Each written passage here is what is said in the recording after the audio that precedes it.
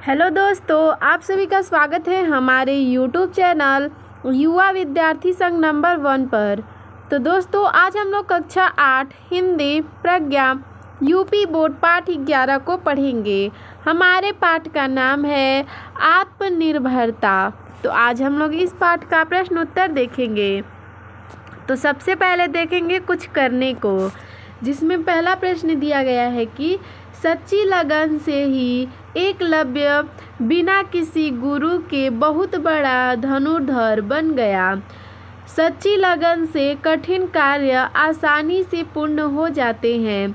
आपकी पाठ्य पुस्तक में कुछ अंश अवश्य आए होंगे जो एक बार में आपकी समझ में नहीं आते होंगे। बार बार पढ़कर आप उन्हें स्पष्टतः समझ सकते हैं। पाठ में आए ऐसे अंशों को खोजकर लिखिए। तो दोस्तों, आपको ये स्वयं करना है। आइए देखते हैं अगला प्रश्न। अपने शिक्षक से राजा हरिश्चंद्र, ठीक है, कोलंबस, महाराणा प्रताप, शिवाजी, एकलव्य, हनुमान के बारे में जानकारी कीजिए। ठीक है, तो आप लोगों को क्या करना है, अपने शिक्षक से इन सभी की जानकारी प्राप्त करना है। ठीक है, चलिए अब देखते हैं विचार और कल्पना, जिसमें पहला प्रश्न है आपके विचार में आदर्श व्यक्ति के चरित्र में कौन कौन सी गुण होना आवश्यक है। तो इसका उत्तर है आदर्श व्यक्ति के चरित्र में नम्रता, स्वतंत्रता, कोमलता, उच्च लक्ष्यता, दृढ़ निश्चय, स्वावलंबन, साहस और परिश्रमशीलता आदि गुण होने चाहिए। अब देखते हैं दूसरा प्रश्न। नम्रता और दब्बूपन में क्या अंतर होता है। तो इसका उत्तर देखते हैं नम्रता से आशय, ठीक है, नम्रता से आशय, देखते हैं नम्रता से आशय बड़ों का सम्मान करना, ठीक है, बड़ों का सम्मान करना, छोटे तथा बराबर वालों से अहंकार रहित होकर कोमलता से व्यवहार से है। ठीक है, दब्बूपन से आशय दूसरों पर आश्रित होकर उनके पीछे चलना है। ऐसे करने से संकल्प शक्ति क्षीण और बुद्धिमंद हो जाती है, जिससे मनुष्य अवनति को प्राप्त होता है। अब देखते हैं अगला प्रश्न 3 नंबर। आत्मनिर्भरता व्यक्ति का बहुत बड़ा गुण होता है। इससे कुछ करने की शक्ति का विकास होता है। आप अपने किन किन कार्यों के लिए दूसरों पर निर्भर नहीं हैं तथा किन किन कार्यों के लिए आप दूसरों पर निर्भर हो रहते हैं, अलग अलग सूची बनाइए। ठीक है, तो जिन कार्यों के लिए मैं दूसरों पर निर्भर नहीं रहता हूँ, आइए मैं आपको बताती हूँ। ठीक है, जो आत्मनिर्भर है वो है समय पर उठना, अपने दांत साफ करना और स्नान करना, स्कूल की तैयारी करना, अपना गृह कार्य करना, अपने कपड़े और पुस्तक व्यवस्थित रखना। और जिन कार्यों के लिए दूसरों पर निर्भर रहते हैं, भोजन बनाने के लिए, विद्यालय आने जाने के लिए, यदि दूसरे हो तो, ठीक है, यदि दूर हो तो, कठिन विषयों को समझने के लिए शिक्षक की सहायता, बीमार होने पर माता पिता और डॉक्टर की सहायता, महत्वपूर्ण निर्णय लेने में माता पिता का मार्गदर्शन। अब देखते हैं पाठ से या निबंध से। ठीक है, पहला प्रश्न है कि इस पाठ का उद्देश्य क्या है। सही कथन पर सही का चिन्ह लगाइए। ठीक है, तो इस पाठ का उद्देश्य है कि युवाओं को आत्मनिर्भर बनने की प्रेरणा देना। ठीक है, अब देखते हैं अगला प्रश्न 2 नंबर। निम्नलिखित पंक्तियों का आशय स्पष्ट कीजिए। जैसे क नंबर है कि नम्रता ही स्वतंत्रता की यात्रा या माता है। ठीक है, चलिए देखते हैं इसका क्या मतलब है, इसका क्या आशय है। नम्रता से ही व्यक्ति स्वतंत्रता के गुण को प्राप्त करता है। अहंकार करने वाला स्वतंत्र नहीं रह सकता। स्वतंत्रता के गुण के लिए बड़ों का सम्मान और छोटों और बराबर वालों से कोमलता का व्यवहार करना चाहिए। ख नंबर प्रश्न है, युवाओं को यह दशा स्मरण रखना चाहिए कि उनकी आकांक्षाएं उनकी योग्यता से कहीं बढ़ी हुई है।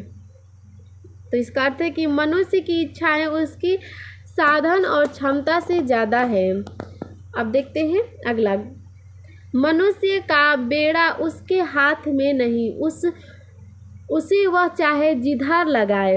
इसका अर्थ है कि मनुष्य स्वयं अपने भाग्य का निर्माता नहीं है, वह चाहे तो उन्नति कर सकता है और चाहे तो अपने को गर्त में गिरा सकता है। घ नंबर है, अध्ययवासी लोगों ने अपनी समृद्धि का मार्ग निकाला है। इसका अर्थ है कि पुरुषार्थी लोगों ने अपने प्रयत्नों से उन्नति का मार्ग प्रशस्त किया है।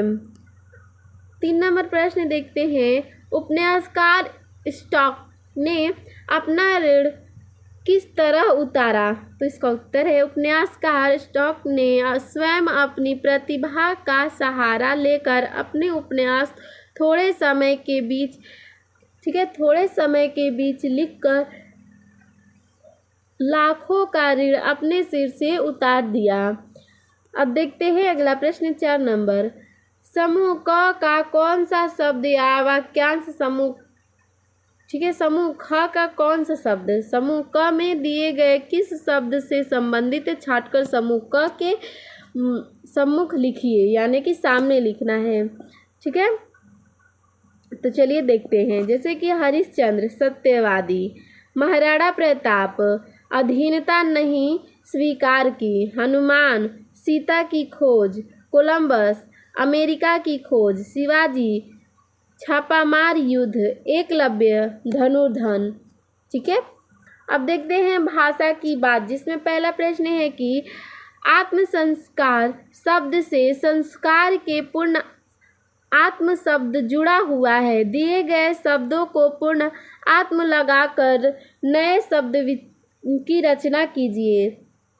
ठीक है, आत्म लगाकर हमें नया शब्द बनाना है। जैसे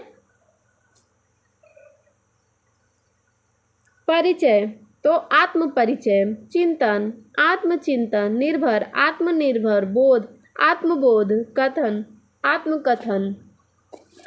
चलिए अगला प्रश्न देखते हैं 2 नंबर, निम्नलिखित मुहावरों के अर्थ लिखकर इनका वाक्य में प्रयोग कीजिए। जैसे कि मुंह ताकना, यानी कि दूसरों का सहारा ढूंढना। वाक्य में प्रयोग हो जाएगा, आलसी आदमी दूसरों का मुंह ताकते हैं। आगे देखते हैं, अपने पैरों के बल खड़ा होना, यानी कि अपने सहारे रहना।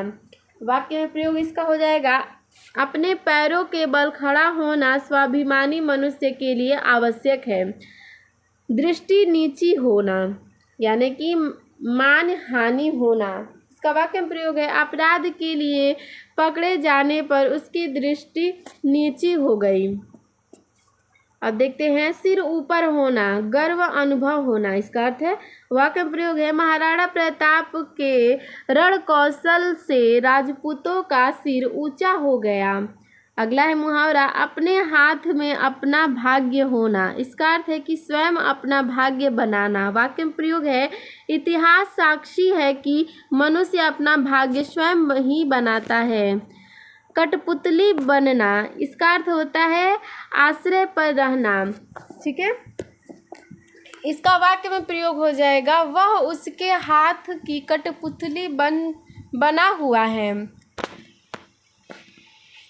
अगला है, हृदय पर हाथ रखना। इसका अर्थ होता है हिम्मत दिखाना। वाक्य में प्रयोग हो जाएगा, ठीक है, वाक्य में प्रयोग हो जाएगा इसका, सुरक्षा कर्मी ने हृदय पर हाथ रखकर आतंकी से लोहा लिया। अब देखते हैं 3 नंबर प्रश्न, जीवन निर्वाह समास पद का विग्रह है। जीवन का निर्वाह, ठीक है, समासिक शब्द बनाने पर का कारक का चिन्ह लोप हो गया है। का संबंध कारक का चिन्ह है, अतः यह संबंध कारक तत्पुरुष समास है। नीचे लिखे समास पदों का विग्रह कीजिए और समास का नाम लिखिए। आइए देखते हैं। अहंकार वृत्ति यानी कि अहंकार की वृत्ति, ये जो है तत्पुरुष समास है। आत्म संस्कार, इसका जो हो जाएगा आत्मा का संस्कार, ये जो है तत्पुरुष समास है। आत्म मर्यादा, आत्मा का मर्यादा, ये तत्पुरुष समास है। चित्त वृत्ति, चित्त का वृत्ति, ये जो है तत्पुरुष समास है। राम लक्ष्मण, राम और लक्ष्मण, ये जो है द्वंद्व समास है। ठीक है, द्वंद्व समास क्यों है? क्योंकि इसमें और आ गया है। ठीक है, चलिए अब देखते हैं अगला प्रश्न। प्रश्न नंबर है 4 कि निम्नलिखित में से प्रधान उपवाक्य तथा आश्रित उपवाक्य को अलग अलग लिखिए। तो आइए देखते हैं। विद्वानों का यह कथन बहुत ठीक है कि नम्रता ही स्वतंत्रता का धात्री या माता है। सच्ची आत्मा वही है जो प्रत्येक दशा में अपनी राह आप निकालती है। आइए देखते हैं। द्वंद्वों का यह कथन ठीक है, ये जो है प्रधान उपवाक्य है कि नम्रता ही स्वतंत्रता की धात्री या माता है। यह आश्रित उपवाक्य है। सच्ची आत्मा वही है, यह प्रधान उपवाक्य है जो प्रत्येक दशा में अपनी राह आप निकालती है। ये आश्रित उपवाक्य है। अब देखते हैं प्रश्न नंबर 5। स्वतंत्रता का विपरीतार्थक है। तो स्वतंत्रता का विपरीतार्थक है परतंत्रता। ठीक है, ख नंबर सही है, परतंत्रता। अब देखते हैं अगला प्रश्न 6 नंबर। जब दो पदों में समास होता है तो प्रायः उनके बीच समासिक, ठीक है, समासिक चिन्ह यह लगा दिया जाता है, किंतु आवश्यकता अनुसार दो पदों के में संबंध भी की जाती है, जैसे विद्यालय विद्यार्थी। ध्यान रहे कि द्वंद्व समास जैसे माता पिता, राम लक्ष्मण आदि में समासिक चिन्ह अनिवार्य है, अन्यथा सीताराम, सीता के राम तथा सीताराम, सीता और राम समास में अंतर नहीं हो सकेगा। ठीक है, अन्य समासिक पदों को संयुक्त रूप में लिखा जा सकता है। ठीक है, ये केवल पढ़ने के लिए था, उत्तर नहीं लिखना है इसका। अब देखते हैं। प्रस्तुत चित्र को ध्यान से देखिए, अपने विचार अपनी पुस्तिका में लिखिए, साथ ही उसका शीर्षक भी दीजिए। तो जैसा कि आप लोग इस चित्र को देख सकते हैं, अच्छे से इस चित्र को देखिए। ठीक है, आप अच्छे से इस चित्र को ध्यान से देखिए। इस चित्र में क्या है, कौन क्या कर रहा है, कौन कहाँ जा रहा है, क्या कर रहा है, सब ध्यान से इसमें देखिए। ठीक है, अब आइए देखते हैं इसका उत्तर। शीर्षक इसका क्या है कि इसको देखने के बाद यह पता चलता है कि विद्यालय चलें। ठीक है, विचार, चलिए देखते हैं विचार। प्रस्तुत चित्र में कुछ बच्चे अपने अभिभावकों के साथ विद्यालय जा रहे हैं। विद्यालय का वातावरण साफ सुथरा और हरियाली से भरा हुआ है, दिखाई दे रहा है। बच्चे उत्साहपूर्वक पढ़ने के लिए विद्यालय पहुंचे हैं। शिक्षक हमारे जीवन का आधार है। हमें प्रतिदिन समय पर विद्यालय जाना चाहिए, मन लगाकर पढ़ाई करनी चाहिए तथा अपने शिक्षकों का सम्मान करना चाहिए। शिक्षक से हमारा ज्ञान बढ़ता है और हमारा भविष्य उज्जवल बनता है। अब देखते हैं, इसे भी जानें। ये कुछ है जो इसे भी जानना जरूरी है। भारत के संविधान की 8वीं अनुसूची में उल्लेखित 22 भाषाओं, ठीक है, असमिया, ओड़िया, उर्दू, कन्नड़, कश्मीरी, कोंकणी, गुजराती, डोंगरी, तमिल, तेलुगु, नेपाली, पंजाबी, बांग्ला, बोडो, मणिपुरी, मराठी, मलयालम, मैथिली, संथाली, संस्कृत, सिंधी, हिंदी को बोलने जाने वाले की संख्या लगभग 90% है। ठीक है, तो दोस्तों इसमें इतना ही प्रश्न उत्तर था। अगर आप और वीडियो देखना चाहते हैं तो आप हमारे डिस्क्रिप्शन में जाकर प्लेलिस्ट में सारे वीडियो देख सकते हैं। और आपको हमारा यह वीडियो कैसा लगा हमें कमेंट में ज़रूर बताइएगा, और हमें कमेंट में एक और बात बताइएगा कि कर्मधारय समास क्या है। ठीक है, इसका उत्तर हमें कमेंट में ज़रूर दीजिएगा। धन्यवाद।